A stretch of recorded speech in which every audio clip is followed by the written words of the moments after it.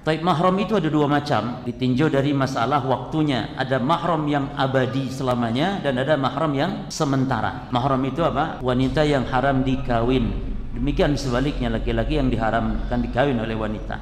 Mahram yang abadi ini ada tiga macam. Yang abadi, mahram yang abadi ada tiga macam. Yang pertama, mahram karena nasab. Dan mahram karena nasab ini adalah semua kerabat kita kecuali sepupu. Semua kerabat kita, ada 9 macam. Dan ayat tentang mahram itu bisa dilihat di dalam surah An-Nisa 23-24 ya, tentang mahram. Jadi tentang nasab ini seperti ibu ke atas, anak ke bawah, termasuk cucu, anak, ke sampingnya saudari, kemudian bibi kita, itu semua mahram. Baik bibi dari pihak ibu, bibi dari pihak ayah, kecuali sepupu, anaknya bibi kita, karena dia juga dekat, termasuk ponakan, itu mahram.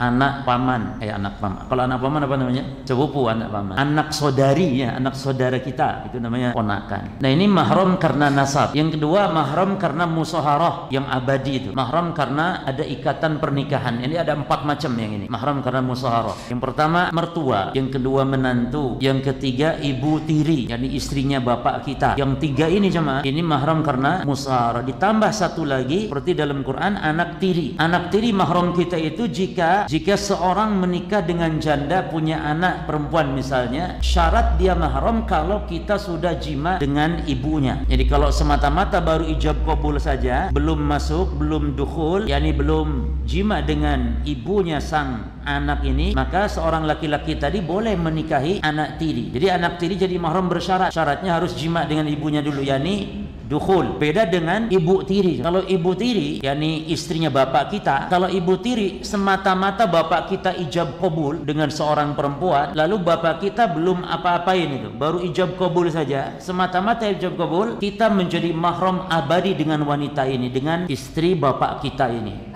yakni ibu tiri. Dalam rangka apa ini? Dalam rangka menghormati bapak kita, sebagai bentuk penghormatan kepada bapak kita. Tapi kalau anak tiri, maka ada syarat. Jadi misalnya ada seorang nikah dengan janda, punya anak perawan, kawin sama janda, baru ijab qabul, ini janda meninggal serangan jantung atau jandanya ketabrak mobil mati, tinggal anak perawannya. Anak laki-laki ini boleh langsung nikahi anak perawannya sang janda tadi. Boleh langsung? Ya boleh. Laki-laki kan nggak harus nunggu masa iddah. Yang nunggu masa iddah tuh perempuan kalau ditinggal mati suaminya. Jadi laki-laki itu enak, langsung kawin boleh. Nah, ini 4 mahram. Jadi kalau mertua, nggak ada istilah mantan mertua, nggak ono cuma. Nek mantan istri ada, tapi istilah mantan mertua nggak ada. Bagaimanapun mertua mahram kita abadi selamanya. Nah, yang terakhir, yang ketiga, mahram yang abadi itu mahram karena ar-radha'ah, mahram karena menyusui. Jadi apabila seorang anak menyusu kepada seorang ibu susu, maka si anak tadi menjadi mahram dengan seluruh kerabat ibu susu yang menjadi nasab ibu susu. Anak tadi menjadi mahram dengan